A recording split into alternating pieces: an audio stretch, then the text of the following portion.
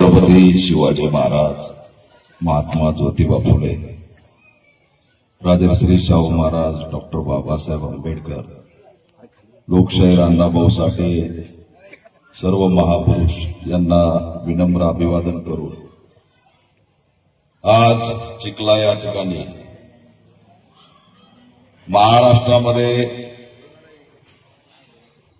छत्रपती शिवाजी महाराज आमची अस्मिता आहे. हे शांत आणि ही अस्मिता वाचवण्यासाठी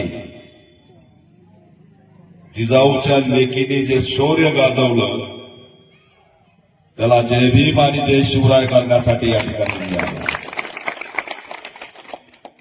ज्यावेळेस ही घटना बघितली तळपायाची आग मस्तकाला घेतली की हा महाराष्ट्र छत्रपती शिवाजी महाराजांचा महाराष्ट्र, डॉक्टर बाबासाहेब आंबेडकरांच्या संविधानावरती चालणारा महाराष्ट्र आणि जनावरांसारखी माणसं कशी काय दिसू शकतात. ज्यावेळेस आमच्या आईचं त्या ताईचं चित्र बघितलं ते अनेकांनी फेसबुक व्हॉट्सअपला व्हायरल केलं. पहिल्यांदा मला असं वाटलं की मी हे व्हायरल नाही केलं पाहिजे. आणि बहीण आहे आमची, त्या बहिणीचे ज्या प्रकारचा व्हिडिओ आला त्या बघून वेदना झाल्याशिवाय राहणार नाही. काय काय म्हणावं या महाराष्ट्रामध्ये कशा प्रकारे जनावरांसारख्या विचाराचे लोक असू शकतात. गुन्हा काय, आपल्या समाजाला न्याय मिळावा म्हणून लढलं, त्यांना एका अचानक टार्गेट झालेलं नाही. पुतळा बसवला, हल्ला केला हे नाही. आम्ही ओळखतो कार्यकर्त्याचं संकट काय असतं. दीपक केदारवर सुद्धा हल्ले झाले. संजीवनी ताईला फक्त पुतळ्यापुरता हल्ला केलेला नाही तर ती जय शिवरायचा नारा बुलंद करते म्हणून तिच्यावरती हल्ला केलेला आहे. कार्यकर्त्यांना दिसते मनोदाना सोबत दिसताय. अरे राजकारण वरच्या स्तराचं असतं बाबा, त्याच्याकडे लक्ष नका देत जाऊ. राजकारण गावात आलं की गाव हे संपल्याशिवाय राहत नाही. एक काळ होता गाव एकोपानी राहायचं, पण आज ती स्थिती दिसत नाही. आज महापुरुष वाटून घ्यायला लागले. अरे छत्रपती शिवाजी महाराज या ठिकाणी एका जातीपुरते मर्यादित असू शकत नाही. त्यांना कशा प्रकारे या ठिकाणी कुणी विरोध करतो हाच मला प्रश्न या ठिकाणी पडला. छत्रपती शिवाजी महाराजांना विरोध होता, बरं जागा काही बापाची नाही. कुणाची जागा आहे? जागा सरकारी आहे. पुतळा लावलाय, चांगला दिसतोय, अंगणवाडीच्या समोर लावलाय. उद्या छत्रपती शिवाजी महाराजांच्या पुतळ्याकडे बघून लहान लहान लेकरं पुढे येतील आणि त्यांचं भविष्य करतील. हा पुतळा प्रेरणा आहे आणि त्याला विरोध करण्यामागे जातीवाद याला कोणी नाकारू शकत नाही. कितीही म्हणलो तरी याच्यामध्ये जातीवादाचा वास आल्याशिवाय या ठिकाणी दिसत नाही अशी स्थिती आहे. आणि म्हणून मी बऱ्याच वेळेचं पोलिसांना बोलवतोय, कुणी आहे ना, पीआय आहे ना, डीवायएसपी आहे ना, आम्हाला उत्तर द्या. तो आरोपी कुठे आहे?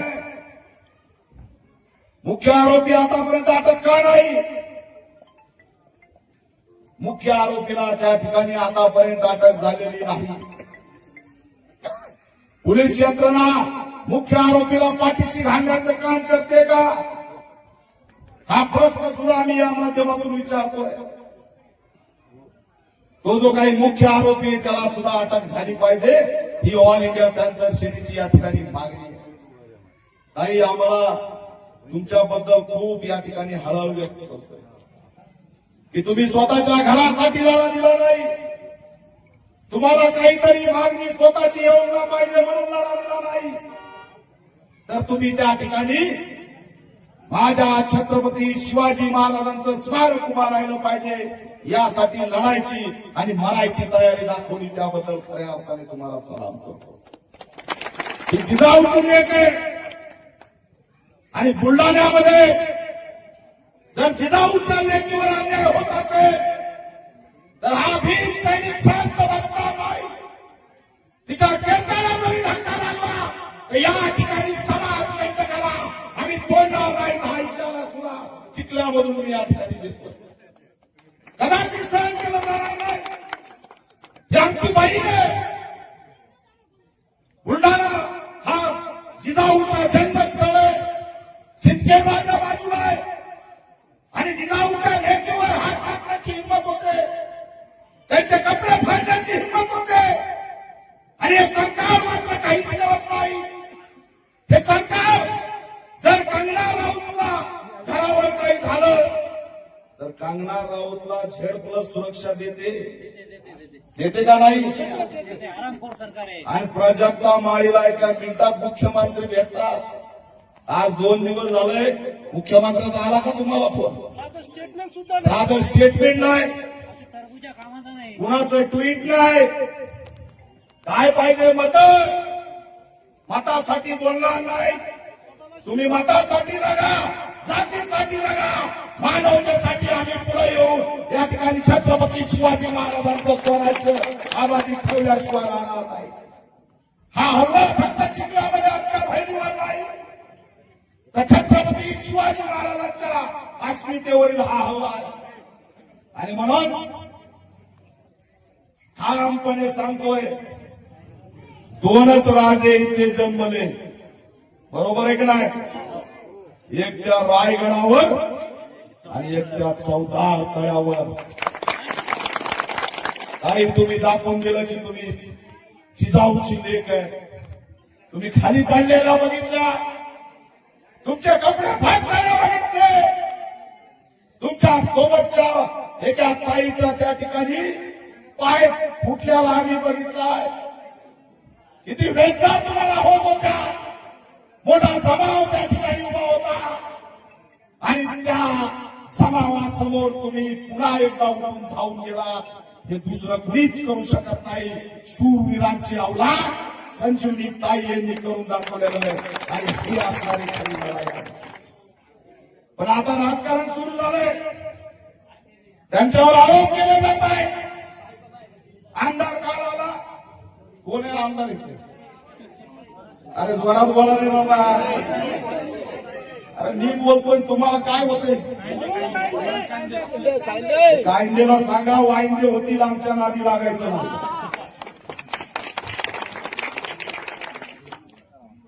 येऊ द्या. मंत्री म्हणजे उशिराच येत असतो, निवडणुकीच्या आधी लवकर येतो, काही फरक पडत नाही. सगळ्याला इथं मंत्री संत्री आमदार खासदार काही नाही. आमच्या सगळ्याचा बाप छत्रपती शिवाजी महाराज.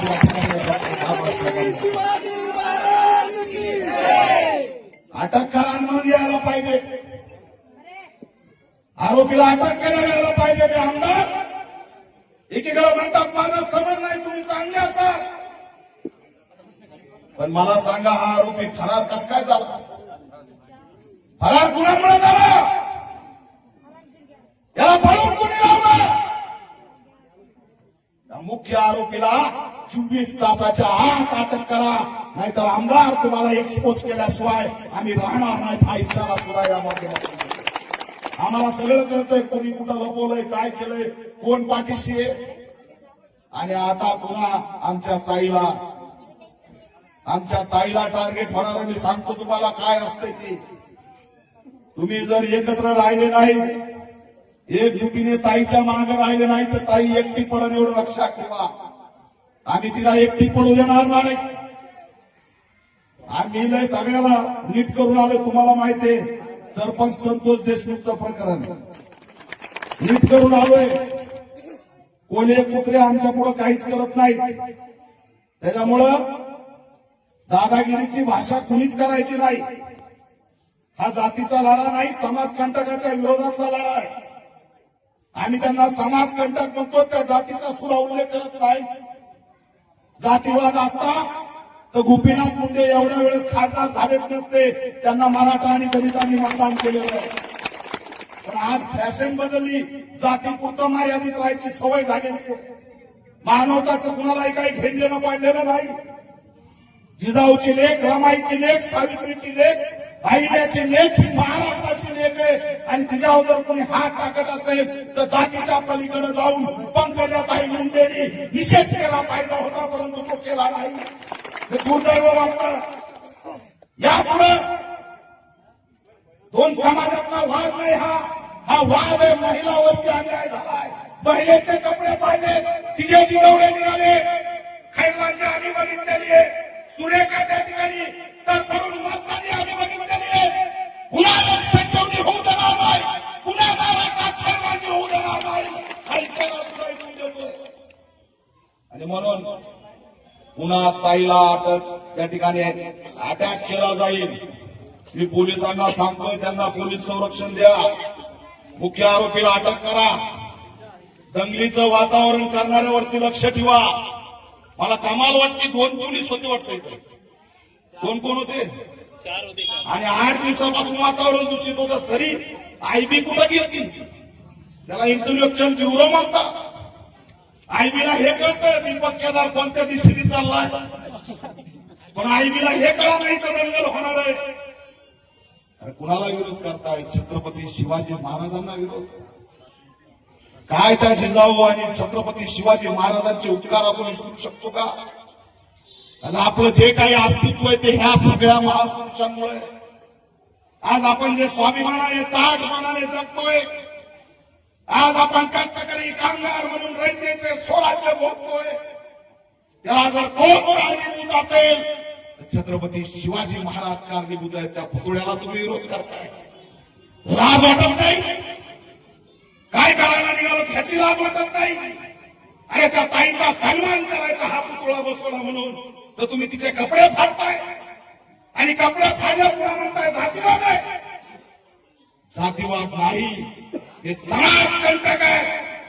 ज्यांनी या ताईवर अटॅक केलाय ते समाजकंटक आहेत आणि त्यांच्यावरती मोक्यासारखी कारवाई झाली पाहिजे, ही तुला आमची या ठिकाणी मागणी आहे. मी डीवायएसपी एसपीना आवाहन करतो, नेते येतील जातील, पुन्हा शांतता होईल आणि मग आम्ही ताईवर गुन्हा दाखल करू, 2 गटातलं वाद म्हणू. तुम्ही जर संजीवनी ताईवर गुन्हा दाखल केला एसपी, तर बुलढाण्यामध्ये निळ आणि फगो वादळ काय असतं ते पाठवून दिल्याशिवाय राहणार नाही. तुमच्या पोलीस स्टेशनवर कोणता जमाव यायला लागलाय, काय नाटकं सुरू आहेत, हे सगळे आम्हाला कळते. तिला जर एकटा पाडण्याचा प्रयत्न केला तर महाराष्ट्रामध्ये या आद्राका याचे परिणाम झाल्याशिवाय राहणार नाहीत. हा प्रांतरिचार आहे. तुम्ही त्यांना एकटं पाडू नका. माझ्या बहिणीच्या अंगावरचे कपडे ह्यांनी फाडले, तिकडे छत्रपती शिवाजी महाराजांनी आया बहिणींच्या रक्षणासाठी अनेकांचे हातपाय तलवारीने वेगळे केले. तलवारीचा राज नसला म्हणून तुम्ही इथं आमचे हल्ले करू नका. तलवारीपेक्षा धारदार शस्त्र आहे आणि त्याचं नाव आहे डॉक्टर बाबासाहेब आंबेडकरांचं संविधान. ते तुम्हाला सोडणार नाही. हे कायद्याचं राज्य आहे, इथं दादागिरी चालणार नाही. म्हणजे कुणाची दादागिरी असो ती खपून घेतली जाणार नाही. आणि काही जर जिजाऊच्या लेकीवर हात टाकला तर हा भीम सैनिक मावळा शांत बसणार नाही. हा इशारा आम्ही या ठिकाणी द्यायला. बाबासाहेब आंबेडकर की गाव चांगलंय तुमचं, गावाला जपा, सामाजिक सलोखा ठेवा, एकत्रित राहा. जात नाही तर समाजकंटक त्यांना नाव द्या आणि गाव एकत्र ठेवून या गावामध्ये छत्रपती शिवाजी महाराजांसहित सगळ्या महापुरुषांचे पुतळे उभा करा. सगळ्या विद्यार्थ्यांना कळू द्या, नव्या पिढीला कळू द्या की आपल्या बापाने आपल्यासाठी काय केलंय ते सुद्धा गरजेचं आहे. आणि म्हणून हे नाव तर दिलंय, परंतु या अंगणवाडीला सुद्धा आता छत्रपती शिवाजी महाराजांचं नाव द्या अशी सुद्धा मागणी या माध्यमातून करतो. आणि क्रांती महत्वाची, माझ्या ताईचे कपडे फाटलेले बघितले, संजीवनीताई हा भाऊ तुझ्या पाठीशी ठामपणे उभा आहे आणि म्हणून मी तुला या ठिकाणी शाल आणि साडी द्यावा या ठिकाणी